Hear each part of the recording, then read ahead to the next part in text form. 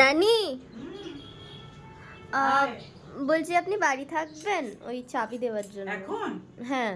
না, এখন তো ডক্টরের কাছে যাচ্ছি, এখন তো থাকবো না। কটা বাজে? 2টোর সময় বেরোবো। 2টোয় মানে 2:30 নাগাদ যেতে বলেছে। এই পা ব্যথা নিয়ে? হ্যাঁ, সেই পা ব্যথার আজকে সেকেন্ড চেক আপ আছে। দেখে মনে হচ্ছে না না ডাক্তারখানা যাচ্ছি।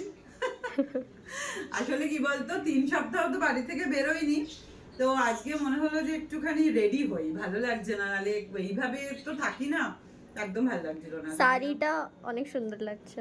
শাড়িটা তো আমার মায়ের শাড়ি, ভালো দেখতে। হ্যাঁ, কত বছর হয়ে গেল? 30 বছর তো হবেই, অবশ্যই হবে।